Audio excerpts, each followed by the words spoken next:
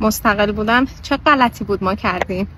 نه جدی، نه نمیخوام خودم میرم، نه نمیخوام خودم بلدم، نه نمیخوام خودم میگیرم، خودم درستش میکنم، خودم از پسش برمیام.